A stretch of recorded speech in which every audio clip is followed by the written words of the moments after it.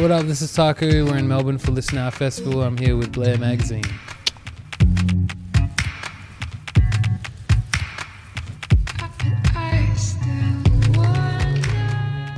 This is a pretty surreal experience, dude. This is the fourth time I've ever done interviewing. You're probably my favourite artist out of anyone.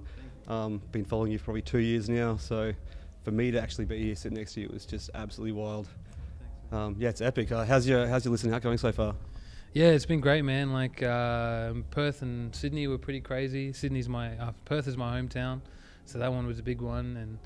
But it's crazy because Sydney and Melbourne have been just as big. So I think Australia in general, I got a lot of love for Australia. It is my place of birth, so it makes sense. Yeah. Melbourne sort of turned it up today, 29 degrees during the day, afternoon set. How was the rest of the crowd? I only saw 20 minutes of your set because I had to bail, but yeah, how was the rest of it? Yeah, it was good, man. The kids were, G'd up, and it was hot, but I kept my jacket on. gotta keep my jacket on. Yeah, you're right. But yeah, no, it was great. Like Melbourne, like the weather was beautiful. You can never predict Melbourne weather, as cliche as it sounds, but it was beautiful today, and not a cloud in the sky. 2014's been pretty big for you. I think you've done like 6 or 7 shows around the world. Yeah. Opened a barbershop. How's the rest of the year panning out? I mean, basically, yeah, it has been a busy year outside of music and within music as well. But I think the rest of the year, I'm looking to take some time off and just travel for the sake of traveling, like I do a lot, and writing music for the album. Yep. So next year is going to be a big year musically for me because this year has been quite extracurricular, but next year is going to be a big one, I think. Yeah, awesome. I got to study a set. You opened with "I Miss You." Album was pretty huge when it came out. It was all over the radio. You had a fair bit of reaction, social media based as well. How do you feel when people react to your music that way, in a good and in a bad way?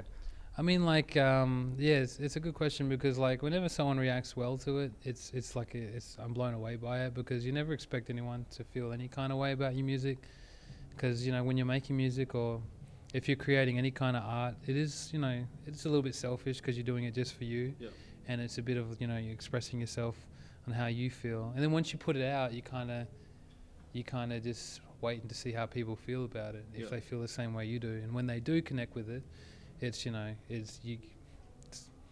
you're a bit speechless. But sometimes when you get that negative as well, like I've always been a firm believer that you can't always have positive feedback. You're always going to have negative with the positive, and you got to take the negative on and do whatever the hell you want with it. You can take it in and use it to better yourself, or you can ignore it, but you just got to acknowledge it, I think, and try not to pretend that it doesn't exist. Yeah, right. Follow you a fair bit on social media, Instagram, you're on Facebook. From what I've picked up, your 3 biggest hobbies are making beats, taking photos, and doing your hair. Which one takes the longest? Photography is the quickest because it's when it's in front of you, you just snap it and whatever. I mean, music and hair are pretty about the same. Fairly time consuming. Yeah, I'm not a vain person, but when you got to do your hair, you got to do your hair. So there's a lot of work that goes into it. But opening the barbershop this year has been a big eye opener, and it's funny. Someone was like, "Stop talking about your hair, make some music online." And I was like, in a lot more colourful language, which I won't use, but it's funny. They all take equal amounts of effort because if you're passionate about something, you're going to spend some time on it. Yeah, definitely. Can you actually go into your barbershop and ask for the taku? Yeah, it's funny. My barber, who we partnered into Open Western's barbershop. He's probably one of the best barbers in the world. Well, I can't even get an appointment with him now. He's so every day of the week he's booked out, Monday to Saturday, and I have to text him 2 weeks in advance to say I'm going to Sydney or I'm going to Melbourne such and such day. Can you fit me in? He's like, yeah, I'll see what I can do. I'm like, let me see what you can do. Fit me in. Back on your music, you've been sort of known for producing stuff really quickly. Days with Dilla, 24 from 2011, the rest of them. Do you just get tired of what you're doing? Do you nail it every time, or you just get bored of a track and just want to move on? I think with me, the reason why I become known as a producer that produces things, at high speeds and very quickly and high quantity, is because for me, I like to push myself. Because especially this year, because I'm so busy, I need to set myself deadlines. and I say, you know, I need to make X amount of tracks before this. Otherwise, I'm not going to motivate myself enough to make it. You know, music for me has always been a musical expression, but when you start to enter, you know, the world of record labels and deadlines and remix deadlines and all that, you just need to give yourself a little kick up the backside, you know. So I think that's why I kind of push myself to create things at a X amount of time. But it's slowed down a little bit now, but I feel like that's good for me because I'm starting to just go into the motion of making music and creating things that, you know, take a little bit more time. Yep. You've got, what, 7, 8 record labels? You've part owner of one of them. You have another one back in Perth where you're trying to get kids involved and stuff like that. Like, how do you actually manage to break it up in between each one of them? I mean, it's crazy. Like, when I first started, the first thing I want to do was be on a label. And I think for most beat makers now, that's what they want to do. But at the end of the day, for me, joining different labels and affiliating myself with them was more of a move to just create a network. You know, with Soul Action, How, What and Where, you know, Melting Pot, I think I was just reaching out to people that I looked up to and labels that I've always wanted to be a part on and using them as just a network for me. I never signed any paperwork, until recently. Oh, really? To you know, a semi-major one, but like back then it was just more like just, hey, you know, I like what you guys do, here's some music, if you feel it, let's do something together. And it was never really anything too official. But it was just good to, you know, create friends and a network for my music. I think you had the first album on Soul Action that they released. Like, 24. How did you meet up with Joe K and those kind of guys? Do you still like keep in touch constantly? Yeah, that's the thing with like every label I'm a part of. They're just mates, like they're just homies. And Joe K is another very ambitious, you know, young guy from LA. He's very young. He's got a family, and he's just trying to do what he believes in. And I think that's where we connected. You know, I sent him some music, and I'm saying I got an idea of, you know, making a beat tape in 24 hours. Are you down? And he was down with it, and ever since then, me and him have been very close, and we share a lot of ideas and encouragement. So that's one example of turning, you know, that label into more of a friendship and a network for me, rather than, you know, a more legitimate kind of label artist relationship. How hard is it actually? Like, he's on the other side of the world. Like, how do you actually communicate through the net? Is it just you'll make a track and send it off and say this is what I'm thinking, and then he'll listen to it, or like all the other guys as well? Is it difficult? It's not actually. It actually makes the one thing I hate about the internet, stuff like that. It makes, you know, relationships mean a lot less. So you know, you send something off to something and they'll send it back, and you kind of don't let the actual collaboration sit in. Like, that's someone's voice on my song. That's their soul, pretty much, on my piece of music, which is, you know, in return my soul as well. So the internet is good for, you know, overseas and making things happen, but I find whenever I meet these people in real life, it's a very, you know, grandiose occasion. You know, there's a lot of hugging, there's a lot of like, man, it's been so long, we've known each other for X amount of years and we've only met each other now. So I think, you know, internet is great, but meeting someone in real life just makes it a lot better. Definitely. You've been, like, you're here with mates Flume, you got Chet Faker here, you did tracks with Chet Faker back in 2010, 2011. What's it kind of like being with those guys on tour? I mean, it's great, man. Like, one thing I love about those guys and everyone else on the tour, you know, Shlomo, Bondax, Snake Hips, Nick and Harley, they're just people, you know, we're all just people trying to do what we love. And I think a lot of the fans that come and see us as something that's very, you know, unreachable. It's like, wow, they're up there, but we're just people too, you know.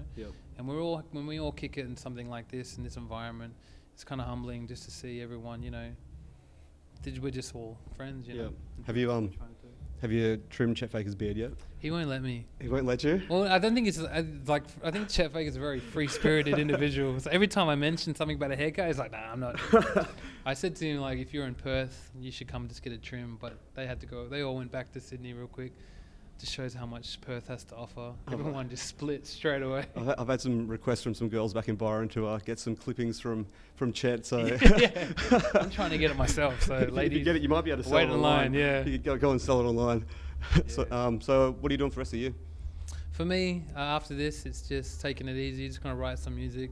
No more shows. Listen Now is my only shows in Australia, and just travel, take pictures, write music, and you'll hear from me soon. You've got songs to make up to coming out fairly soon. Is that coming out as a full album, or are you going to produce another album off to the side? So that's an EP. So Songs to Break Up To was actually an EP. It was a long EP. It's about 12 tracks. Yeah, it was. Yeah. It's a big one. And then Songs to Make Up To is another EP, which is like a stepping stone to the album. It's going to have the same storyline that Songs to Break Up To did, where you sort of started off at that breakup, and then at the end of it, it was like the beginning to end, Yeah. and the rest of it. Does it follow that same?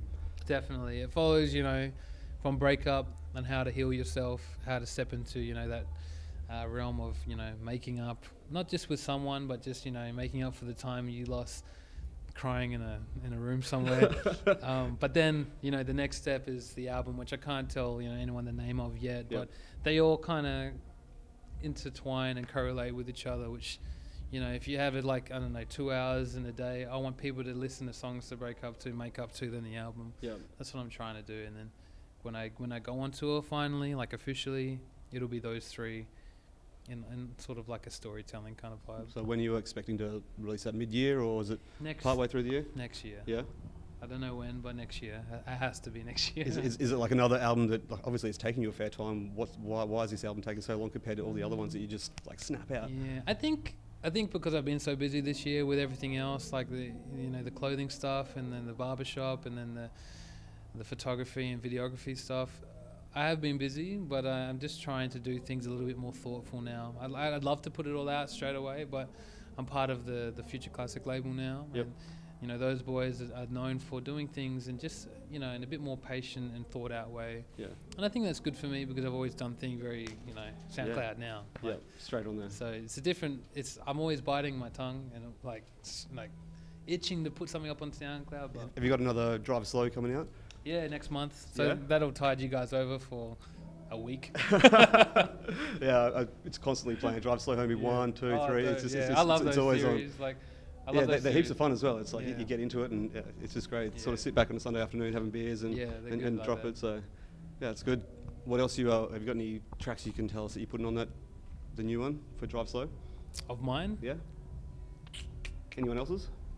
Oh yeah, with Drive Slow, there's always a lot of Esther. I don't know if you know Yeah. Esther from Yep. Selection. Yep, definitely. RLP from Japan. Beatmaker Beat, he kind of didn't fall off, my bad. He kind of disappeared for a bit, then came back as a beatmaker from Russia, one of my favorite beatmakers. But I'm trying to put people that aren't really well known on Drive Slow, Yep. just to give them a bit more exposure. I think that's what Drive Slow has always been about. Where do you do you just constantly listen to music? Because you've got stuff playing on it's one of your tracks. It's an old French movie, and you've brought that in. Where do you get the sounds from? Do you just remember them and write it down, or? I think I don't have much time to listen to music nowadays, but SoundCloud, you can go on there for an hour and you'll find so much new music. With old samples, I always kind of dig. I always buy vinyl, and YouTube's good for that too. Yeah. I rip off YouTube. You'd have a pretty extensive library though, wouldn't you? That. Who's got time to dig these days? So YouTube's a good resource for that. Yeah, definitely. Much planned for the rest of tonight? I think for me, I'm going to go watch a couple of boys now, meet up with a few people, just say hello, and then go back to the hotel and have some water and watch the rugby. I've been finishing my interviews with Selfie. Oh, yeah, cool. So, do you mind? Yeah, all good. Sweet.